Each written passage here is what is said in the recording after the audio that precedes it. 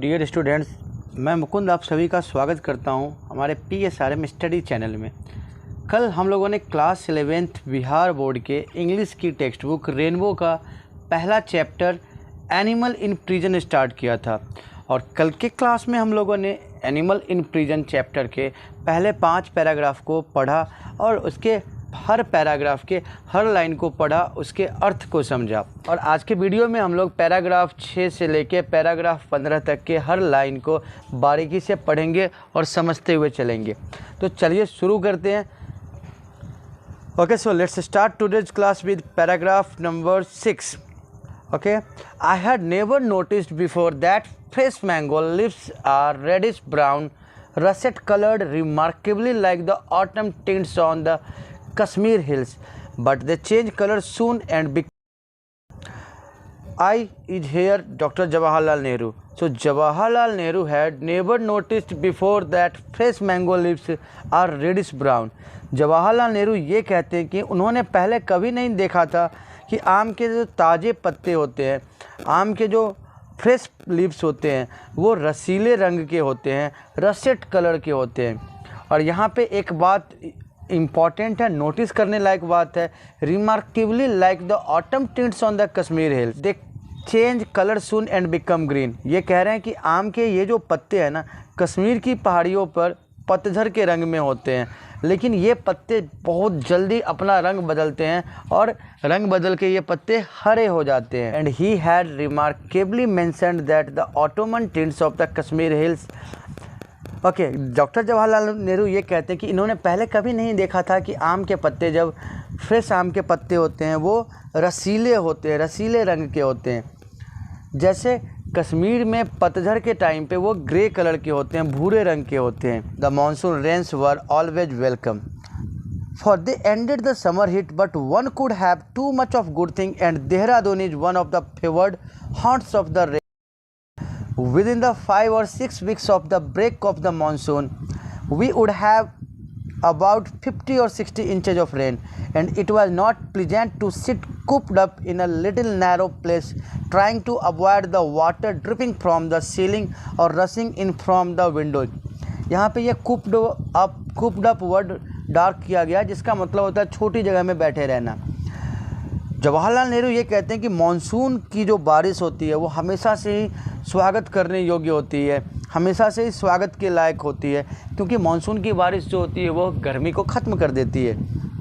देखिए यहाँ पे क्या कह रहे हैं, one could have too much of good thing and Dehradun is one of that favoured haunt of rain God. Jawaharlal Nehru ये कह रहे हैं कि किसी के पास ना बहुत अच्छी अच्छी चीज़ें भी हो सकती है, और देहरादून उन्हीं जगहों में से है। देहरादून पे ना वर्षा के देवता, बारिश के देवता काफ़ी प्रसन्न रहते हैं। ये वर्षा के देवता या इंद्रदेव के पसंदीदा स्थानों में से एक है। मानसून के टूटने पर यहाँ पे 5-6 हफ्ता के भीतर ही लगभग 50 से 60 इंच की बारिश होगी, और यहाँ पे बारिश में छत से टपकने वाली पानी से बचने की कोशिश करते हुए एक अपने सेल के छोटी सी जगह में दुबक के बैठना बहुत ही बुरा अनुभव था।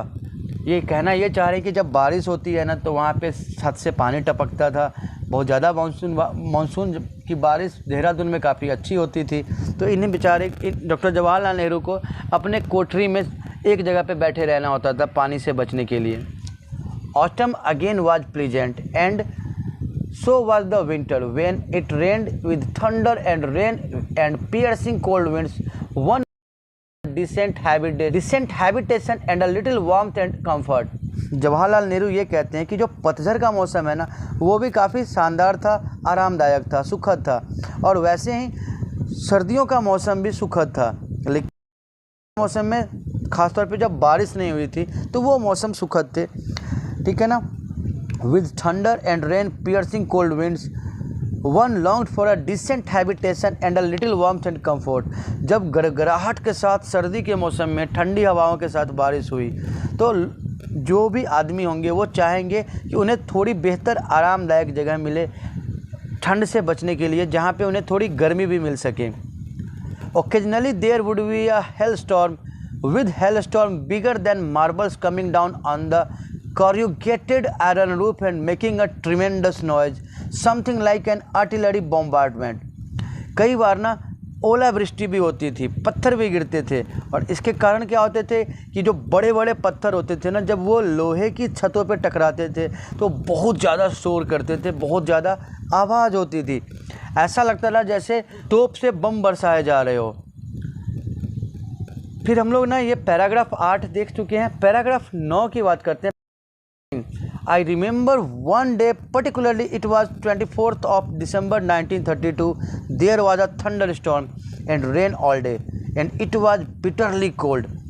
Altogether, it was one of the most miserable days from the bodily point of view that I have spent in Goa. ये कह रहे हैं कि इन्हें एक दिन ना, ख़ास तौर पे एक दिन तो जेल के सारे बुरे ही होते हैं, पर एक दिन इन्हें स्पेशली काफ़ी याद रहेगा, और वो तारीख थी 24 दिसंबर 1932। इस तारीख को ना पूरे दिन काफ़ी गड़गड़ाहट के साथ, कड़क के साथ, गरज के साथ आंधी और बारिश हुई, और ठंड काफ़ी ज़्यादा थी, बिटरली कोल्ड थी। अगर देखा जाए तो ये ऐसा मौसम शरीर के हिसाब से, बॉडी के लिए बहुत ही तकलीफ़दायक मौसम था, ठीक है ना। So all together it was one of the most miserable days from the bodily point of view that I have spent in Goyal. In the evening it cleared up suddenly, and all my miseries departed when I saw all the neighboring mountains and hills covered with a thick mantle of snow. The next day Christmas was lovely and clear, and there was a beautiful view of snow and covered mountains. देखिए, ये जो 24 दिसंबर 1932 का दिन था, ये इन्हें विशेष तौर पे याद रहेगा, क्योंकि इस दिन पूरे दिन गरज के साथ बारिश हुई, बिजली कड़क रही थी और बारिश हो रही थी।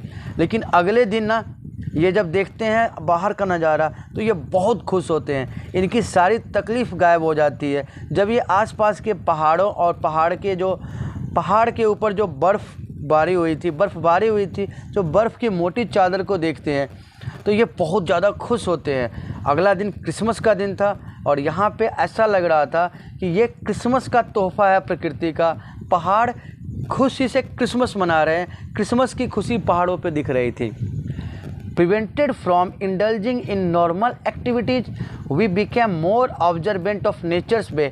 We watched also the various animal and insect that came our way. सामान्य गतिविधियों में शामिल होने से रोक करना एक आदमी प्रकृति के प्रति अधिक चौकस हो सकता है। From indulging in normal activities, we became more observant of nature's way. देखिए, हम लोग जो अपनी नॉर्मल एक्टिविटी है ना, उसमें शामिल होने से खुद को रोक कर प्रकृति के बारे में और ज़्यादा ऑब्जर्व कर सकते हैं और ज़्यादा नोटिस कर सकते हैं। We watched also the various animals and insects that came our way. ये अपने रास्ते में आने वाले अलग अलग जानवरों, कीड़े मकोड़ों को देख रहे थे, पहचान रहे थे, देखते थे। As I grew more observant, I noticed all manner of insects living in my cell or in the little yard outside.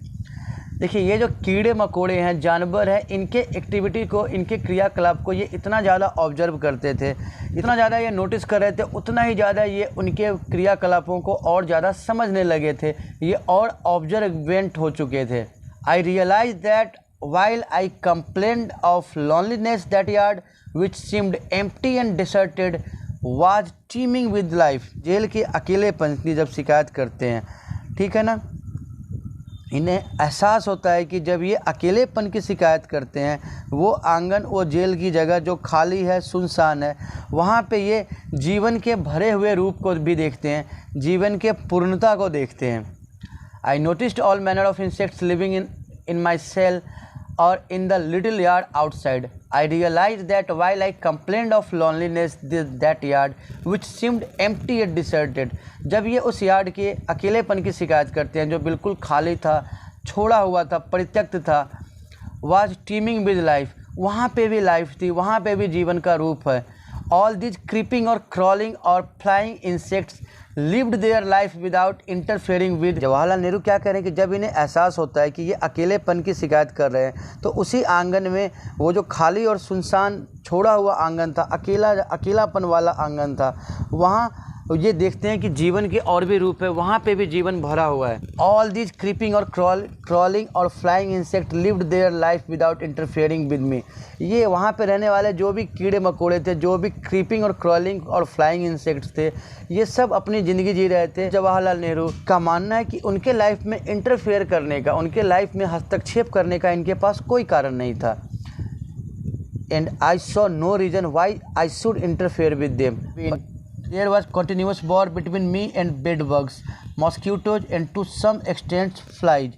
ये कह रहे हैं कि कुछ देखिए, और जो कीड़े मकोड़े हैं उनसे इन्हें कोई प्रॉब्लम नहीं है, लेकिन खटमल, मच्छर और मक्खी, इनसे इनकी लड़ाई चल रही थी, युद्ध चल रहा था इनका। Wasp and hornets I tolerated and there were hundreds of them in my cell. ये कह रहे हैं कि जो यहाँ पे वास्प थे, हॉर्नेटेड थे, जो ये ततैया है, सिंह है, इनके अटैक को इन्होंने बहुत झेला है। इन्हें बहुत बार ये ततैया ने काटा, ठीक है ना, ततैया ने इन्हें बहुत बार डंक मारा है, जिसको वो झेल चुके हैं, ठीक है। इनके कोठरी में हमने पहले भी पढ़ा है कि बहुत ज़्यादा ततैया थे, बहुत सारे वास्प और हॉर्नेट्स थे। Wasp and hornets I tolerated and there were hundreds of them in my cell. ये बता रहे हैं कि इन्होंने किसी भी तरीके से वास्प को तो टॉलरेट किया, बर्दाश्त किया, और इनके सेल में तो सैकड़ों वास्प और हॉर्नेट्स थे। Had been a little tiff between us when inadvertently I think a wasp had stung me. ये कह रहे हैं कि एक बार ना इनका वास्प के साथ छोटा सा झगड़ा हुआ था। टिफ मीन्स छोटा झगड़ा, स्मॉल क्वारल। जब दुर्घटनावश एडवर्टेंटली इन्हें एक ततैया के झुंड ने काट लिया था। In my anger I try to exterminate the lot but they put up a brave fight in the defence of their temporary home which probably contained their eggs. ये कह रहे हैं कि इन्हें जब वो काटा था तो बहुत गुस्सा आया था, और इन्होंने क्या कहा, सोचा कि उनके वास्प को ये हटा देंगे, ख़त्म कर देंगे। तो ये जो लड़ाई चल रही है जवाहरलाल नेहरू और वास्प में, तो जब वास्प ने इन्हें काटा तो इन्होंने उसके बहुत सारे सोल्जर्स को मार दिया, बहुत सारे वास्प को मारा। Wasp and hornets I tolerated and there were hundred of them in my cell. There had been a little tiff between us when inadvertently I think at a wasp had stung me. In my anger I tried to exterminate the lot. Put up a brave fight in defense of their temporary home. ये कह रहे हैं कि इन्होंने बहुत सारे wasp को मारा, हटाना चाहा वहाँ से, लेकिन उन्होंने भी, ये जो वास्प थे ये भी काफ़ी ब्रेव थे, ये भी इस वॉर में बहादुरी से लड़ रहे थे, और इनका जो ये टेम्प्रोरी घर था उसको ये प्रोटेक्ट कर रहे थे। But they put up a brave fight in defence of there temporary home while probably contained their acts, and I desisted and decided to leave them in peace if they did not interfere with me anymore. ये कह रहे हैं कि ये जो ततैये थे, इन्होंने शायद टेम्पररी होम को बचाने के लिए इन्हें बहादुरी से इनको काउंटर किया। बाद में जवाहरलाल नेहरू फैसला करते हैं कि ये इन वास्प को कुछ नहीं करेंगे, उन्हें उनके हाल पे छोड़ देंगे अगर ये जवाहरलाल नेहरू को तंग नहीं करते हैं तो। For over a year after that I lived in the cell these wasps and hornets and they never attacked me and we respected each other. ये कह रहे हैं कि उसके बाद, उस घटना के बाद ये लगभग 1 साल तक उस जेल में रहे, और फिर ये वास्प और हॉर्नेट ने कभी इन्हें परेशान नहीं किया, कभी इन्हें नहीं काटा। यानी ये वास्प, हॉर्नेट्स और जवाहरलाल नेहरू म्यूचुअल कोऑपरेशन और म्यूचुअल पीस के साथ उस जेल में रह रहे हैं। Bats I did not like, but I had to endure them. They flew soundlessly in the evening dusk and one could just see them against the darkening sky. Eerie things. I had a horror of them. They seemed to pass within an inch of one's face, and I was always afraid that they might hit me. Higher up in the air, past the big bats, the flying boxes. ये कह रहे हैं कि ये जो चमगादड़ है ना, चमगादड़ों से इन्हें नफरत थी। जवाहरलाल नेहरू ये कह रहे हैं कि चमगादड़ उन्हें पसंद नहीं था, चमगादड़ों से ये चमगादड़ों को ये पसंद नहीं करते थे, लेकिन इन्हें उस जेल में बर्दाश्त करना पड़ता था, सहना पड़ता था। ये चमगादड़ ना बिना आवाज़ किए हुए उड़ते थे शाम को। They flew soundlessly in evening dusk and one could just see them against the darkening sky. और इन चमगादड़ों को कोई काले आसमान के सामने भी देख सकता था। ईयरी थिंग्स, ये जो चमगादड़ है ना, ये बहुत ही विचित्र जीव हैं, विचित्र चीज़ है। I had a horror of them, चमगादड़ों से मुझे डर लगता है। They seemed to pass within an inch of one's face and I was always afraid that they might hit me. देखिए, वो किसी के चेहरे के 1 इंच भीतर से भी गुजर रहे होते तो डॉक्टर जवाहरलाल नेहरू को डर लगता कि कहीं ये चमगादड़ उन्हें हिट ना करे, उन्हें मारे ना। Higher up in the air past the big bats the flying foxes, और ऊपर हवा में बड़े वाले चमगादड़ उड़ते थे, उड़ने वाले लोमड़ियों के पास से गुजरते थे ये बड़े वाले चमगादड़। I used to watch the ants and the white ants and other insects by the hour and the lizards as they crept about in the evening and stalked their prey and chased each other, wagging their tails in a most comic fashion. Ordinarily they avoided wasps, but twice I saw them stalk them with enormous care and seize from the front. I do not know if this avoidance of the sting was intentional or accidental. Doctor Jawaharlal Nehru ये कह रहे हैं कि ये ना घंटों तक चींटियों को, सफ़ेद चींटियों और जो कीड़े होते थे उनको देखा करते थे। And the lizards as they crept about in the evening and stalked their prey and chased each other wagging their tails in a most comic fashion. और जब छिपकलियाँ शाम को रेंगती हुई आती और अपने शिकार का पीछा करती या एक दूसरे का पीछा करती तो वो बहुत मज़ेदार होता था देखने में। वो जो छिपकलियाँ जिस तरीके से अपना पूँछ हिलाती थी वो काफ़ी हास्यपूर्ण था, देखकर हंसी आती थी। ठीक है, यहाँ हम लोग देख रहे हैं ऑर्डिनरी दे अवॉइड वास्प। ये जो छिपकली है, ये जो लिजार्ड्स हैं, वो ततैयों से, वास्प से बचते थे, उनका पीछा नहीं करते थे। But twice I saw them stock them with enormous care and चीज। लेकिन जवाहरलाल नेहरू ये कहते हैं कि उन्होंने 2 बार ऐसा देखा है जब छिपकली ने उन्हें बड़ी सावधानी से आगे से पकड़ लिया। छिपकलियों ने ततैयों को आगे से पकड़ लिया है। ठीक है ना। I do not know if this avoidance of the sting was intentional और एक्सीडेंटल। डॉक्टर जवाहरलाल नेहरू ये कहते हैं कि इन्हें आज तक पता नहीं चला कि ये जो लिजार्ड्स ने वास्प को आगे से पकड़ा है वो क्या उनके स्टिंग से, उनके चुभन से बचने के लिए था या फिर वो एक्सीडेंटल था, अचानक। तो पैराग्राफ 12 हम लोग कर चुके हैं। अब हम लोग देखने वाले हैं पैराग्राफ 13। ओके, तो अब हम लोग पैराग्राफ 13 की बात करते हैं। Then there were squirrels, crowds of them, if trees were about they would become very venturesome and come right near us. In Lucknow Gaol, I used to sit reading almost without moving for considerable periods, and a squirrel would climb up my leg and sit on my knee and have a look around.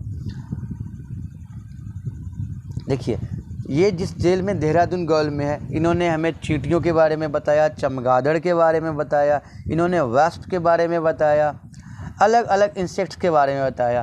और अब ये अपना experience साझा कर रहे हैं, बता रहे हैं गिलहरियों के बारे में कि गिलहरियाँ भी वहाँ थी। अगर आसपास में पेड़ हो तो बहुत ज़्यादा गिलहरियाँ वहाँ पे थी। गिलहरियाँ जो है ना, ये बहुत ज़्यादा मेहनती है, हार्ड वर्किंग है, वेंचरसम है।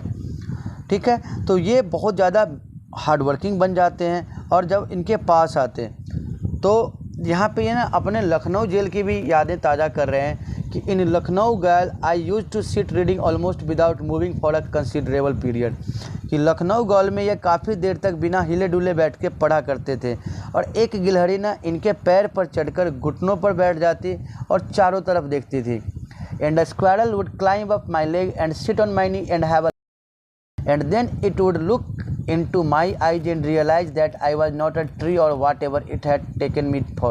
और ऐसा लगता कि वो गिलहरी जब चारों तरफ देख लेती तब जवाहरलाल नेहरू की तरफ भी देखती और उसे ऐसा लगता कि वो गिलहरी शायद सोचती होगी कि जिस आदमी के यहाँ जिस जगह पे मैं बैठा हूँ वो पेड़ नहीं है, वो कोई आदमी है। ठीक है ना। तो जब गिलहरी चारों ओर देखती फिर ये आँखों में देखती जवाहरलाल नेहरू के और महसूस करती कि ये एक पेड़ नहीं था। ठीक है ना। Fear would disable it for a moment and then it would scamper away. एक गिलहरी इनके पैरों पे बैठ जाती, इनके घुटने पे बैठ कर चारों ओर देखती और जब उसे महसूस होता कि ये पेड़ नहीं है या जो भी पेड़ की जगह पर गिलहरी ने इन्हें समझ लिया था, फिर वो डर जाती और उसके बाद वो बहुत तेज़ी से भाग जाती। Fear would disable it for a moment and then it would scamper away. Little baby square would sometimes fall down from the trees. ये जो छोटे गिलहरी के जो बच्चे होते थे कई बार वो पेड़ों से गिर जाते। The mother would come after them, roll them up into a little ball and carry them off to safety. तो उन छोटे गिलहरियों की जो मदर थी, माएँ थी, वो आती, उन्हें छोटी सी गेंद में रोल करती और फिर सुरक्षित स्थान पे ले जाती। ठीक है। Occasionally the baby got lost. One of my companions picked up 3 of these lost baby squirrels and looked after them. कभी कभी कोई छोटा सा गिलहरी खो जाता। मेरे एक साथी ने इनमें से 3 खोई गिलहरियों को उठाया। जवाहरलाल नेहरू के जो एक साथी थे जेल में, उन्होंने 3 गिलहरियों को उठाया और उन गिलहरियों की देखभाल की। They were so tiny that it was a problem feeding them. ये जो गिलहरी थे, छोटे गिलहरी, ये इतने छोटे थे कि इन्हें खिलाने में दिक्कत होती। The problem was, however, solved rather ingeniously. A fountain pen filler with a little cotton wool attached to it made an efficient feeding bottle. एक फाउंटेन पेन फिलर था जिसमें थोड़ा रुई लगा दिया इन्होंने, जो एक फीडिंग के लिए एक बोतल बन गया था उन छोटे गिलहरियों के लिए। आज की क्लास में हम लोग ना पैराग्राफ 13 तक ही करते हैं। अगले वीडियो में हम लोग इससे आगे के पैराग्राफ करेंगे, क्योंकि ज़्यादा बड़ा वीडियो हो जाएगा तो फिर थोड़ा सा ये बोरिंग भी हो सकता है। तो हम लोग ना आज पैराग्राफ 6 to 13 तक करते हैं। नेक्स्ट पैराग्राफ हम लोग 14 to 20 करेंगे, 14 to 20 और 18 करेंगे। मैं उम्मीद करता हूँ कि ये जो पैराग्राफ हैं, पैराग्राफ 6 to 13, ये आप अच्छे से समझ लिए होंगे।